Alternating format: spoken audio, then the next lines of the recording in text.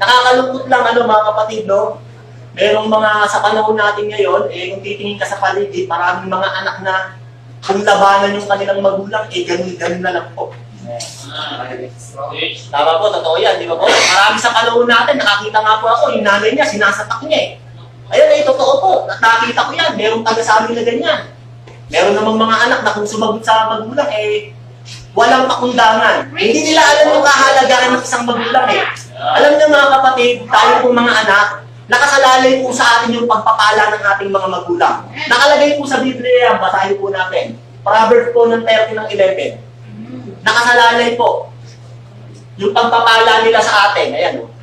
May lahi na tumutungayaw sa kanilang ama at hindi pinagpapala ang kanilang ina. Kaya pala hindi pinagpapala yung nanay, may mga anak na bastos sa kanilang ama. Yan po ay totoong nangyayari mga kapatid Hanggang sa panahon natin, maraming ganyan Tama? Pagka ganyan ka sa magulang mo, paano magkakapera nanay mo? Ikaw pala gumagawa ng malas sa bahay niyo. Tama, mga kapatid? Marami sa panahon natin yan, mga kapatid. Hindi alam yung kahalagahan ng nanay. Kaya alaman din mga tao na sinisisi. Diba? Pag dumating ang panahon na umabot yung nanay natin ng ganyan, ako wala nang magulang patay na Nanay, tatay ko. Matuwa ka mga kapatid pag yung nanay mo putak ng putak. Alam mo kung bakit mga kapatid? Malakas pa siya. Malakas pa siya. Pag ang nakita mo yung nanay mo hindi na pumuputak, nakatingog na yung bibig, hindi nagsasalita, ay puro hugasan, marumi yung bahay, tahimik lang yung nanay mo, matakot ka. Bakit? May sakit na yung nanay mo. Totoo yan mga kapatid. Kaya pag nakita mo yung nanay mo putak ng putak, matuwa ka. Magpasalamat ka. Yung nanay mo malakas pa. Nagsasalita pa. Kasi pag dumating ang panahon, hindi na pumuputak ang nanay mo, dahil sa mga pinaggagawa mo, putik ka. Bandang huli, kitikita yung bagsak mo, magtitiktok ang may gato, iiyak ka. Oo, totoo yan, mga kapatid. Oo. Hindi alam yung kahalagahan ng isang magulang. Kaya naman may mga tao naman na sinisisi yung kanilang magulang. O, di ba? Kaya nangyari sa buhay ko to Hindi tama yung pagpapalaki sa akin ng nanay ko. Kaya nangyari sa buhay ko to naglayas ako dahil yung nanay ko may ingay sa bahay. At meron siyang kinakampihan ng mga kapatid ko. At hindi tama yung kanyang ginagawa sa amin ng mga kapatid. Kaya pagka nangyari sa buhay mo na ganyan ka, at pangit ang nangyari sa buhay mo, sisisihin mo yung nanay mo, mali yan mga kapatid.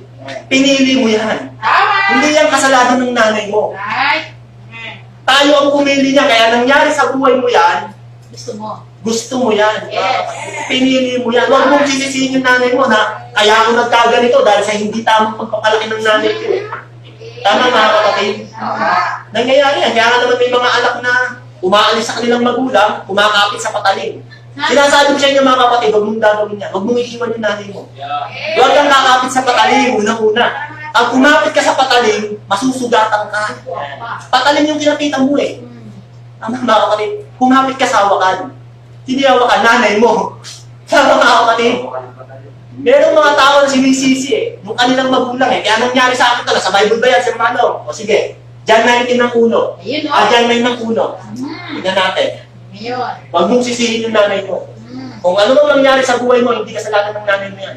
Dahil walang ibang pangarap yung nanay kundi magkaroon ng magandang buhay yung kanyang anak.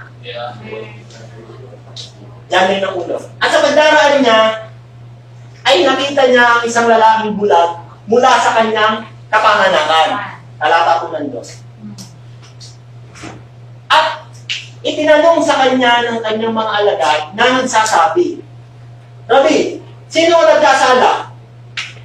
Ang taong ito o ang kanyang mga magulang upang siya ipanganak na bulag? Nagtatanong, sino daw may kasalanan? Yung nanganak ng bulag o yung bulag na ipinanganak? Talata po ng 3, basahin natin. Sumagot si Jesus, hindi dahil sa ang taong ito'y nagkasala, ni ang kanyang mga magulang man, kundi upang mahayag sa kanya ang mga gawa ng Diyos. Ang punto dito mga kapatid, picture ito noon. Hindi kasalanan ng magulang mo kung bakit nagkaganyan ka.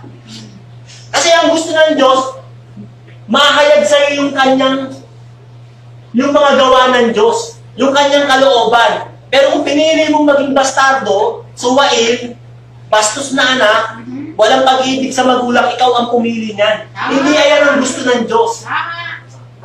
Naunawaan niyo mga kapatid? Amen. Anong sabi ni Pablo kay Timoteo? O, sige po. 2 Timothy po, ng 3 ng 1, sabi niya, Pablo, darating ang panahon mapanganib, ha? Ito, nangyayari na sa panahon natin. Tingnan natin. 2 Timoteo po, ng 3 ng 1. Tatapwat, alamin mo, ito, na sa mga huling araw ay darating ang mga panahon na mapanganib. Ano yung mapanganib? Sabi ni Apostol Pablo kay Timoteo. Sige, talata po ng 2. Sapagkat ang mga tao ay magiging maibigin sa kanilang sarili. Sarili lang iniisip. Diba? Maibigin sa salapi. Mayayabang. Yun o. Mga mapagmalaki. Diba? May mga anak na ganyan eh. Kapag malaki sa kanilang magulang eh. Kaya ko to. Kaya ko na mabuhay mag-isa. Naisililang mo na ako eh. Eh kung pinabayaan ka, nabuhay ka kaya mag-isa? Kapag tungayaw, masuwayin sa mga magulang, mga walang turing, mga walang kabanalan. Ha? Eh, sa mga Kristiyano na, nangyayari pa ito eh. Ano sabi ng Bible? Mga walang kabanalan. Kung Kristiyano ka na, nangyayari pa rin sa ito, banal na aso ka, sabi ng Bible. Talata ng 5, basahin natin. Na may anyo ng kabanalan na tapwat, tinanggihan ang kapangyarihan nito. Lumayo ka rin naman sa mga ito. Sabi ng Bible eh, layuan mo. Pag ang kamembro mo, bastos sa magulang, mapagtungayaw, sabi ng Bible, may anyo ng kabanalan, mukhang mabubuti ang babait sa church. Pero sa magulang, hindi makapaghugas ng pinggan, hindi makapagwalis. Tama? Ang babae, may anyong kabanalan. Katapot ang pinanggihan ng kapangyarihan nito. Alam yung katotohanan, ayaw naman nilang gawin. Tama? Lumayo ka rin naman sa mga ito. Layuan nyo. Pag kami nakita kang ganyan kapatid, bastos sa magulang, suwain, layuan mo, sabi ng Bible. Talata ng 7, basahin natin. Anong sabi diyan? Na laging nagsisipag-aral. Ang sipag! Sa gawain ng Panginoon, aral ng aral. Ayan, no? Laging nagsisipag-aral. At kailan pa man ay hindi nakakarating sa pagkakaalam ng katotohanan. Aral ng aral. Puro aral lang ng salita ng Diyos. Pero ayaw naman gawin. Diba? Banal na aso. Santong kabayo, sabi ng Biblia. Diba? Kaya pala totoo yun, yung kanta na yun. Huwag tayong papayag mga kapatid. Mapalad kayo. Buhay pa yung nanay niyo. Buhay pa yung tatay niyo. May pag-asa ka pang ipakita at mahalin mo yung magulang mo. Naunawaan niyo mga kapatid? Bakit? Kasi yung kaluwalhatian ng anak, yung kanyang magulang. O sige po, Proverbs ng 17 ng 6. Basahin natin. Kaluwalhatian mo yung magulang mo. Pag wala na yan, wala ka ng kaluwalhatian. Nakakalungkot. Yan yung kahalagaan ng nanay. Proverbs ng 17 po ng 6. Ayan, no? Ang mga anak ng mga anak ay putong ng mga matatandang tao. Kaya daw tayo anak ng mga anak tayo ng mga anak eh. Tanda tayo ng mga naunang nabuhay. Putong ng matatandang tao. At ang kaluwalhatian ng mga anak ay ang kanilang magulang. Eh paano kung wala ka ng magulang? Asan ang kaluwalhatian mo? Tama? Hindi alam yung kahalagaan ng nanay. Pagdating ng panahon, pinabayaan mo yung magulang mo. Kasi may mga anak na binabago nila yung kanilang pamumuhay eh. Ako na ang magiging parang tatay sa bahay. O di ba? Nangyayari yan? Ako na yung masusunod.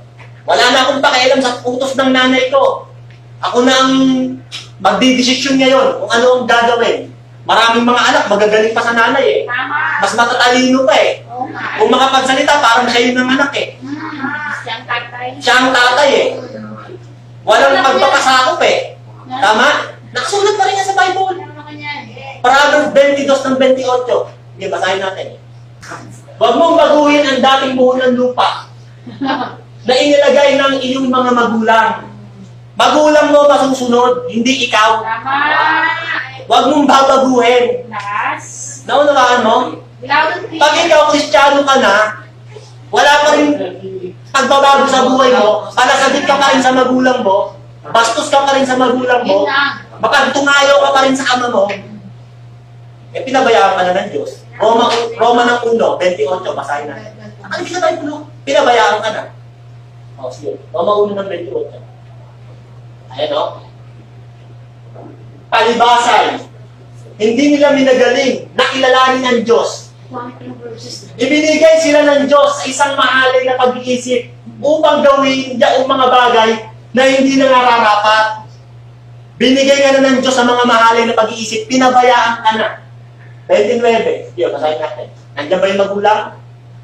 Nangapos po sila ng buong kalikuan ng kasamaan, ng kasakiman, ng mga kahalayan, puspos ng kapanaglilian, ng pagpatay sa kapwa-tao, ng pagtatalo, ng pagdaraya, ng mga kasamaan, mga mapag-upasala, 30 po, mapanirang puri, mga napopoot sa Diyos, mga mamlalait, mga palalo, mga mapagpapuri, mga ngata ng mga kasamaan, mga masuwayin sa mga magulang. Pinabayaan na raw sabi ng Diyos. Eh di anak kita. Yan ang gusto mong buhay eh. Wala ka na sa Diyos pag pinabayaan ka. Ngayon lang po mga kapatid, salamat mo. Kahalagahan ng magulang. Salamat po sa kanila.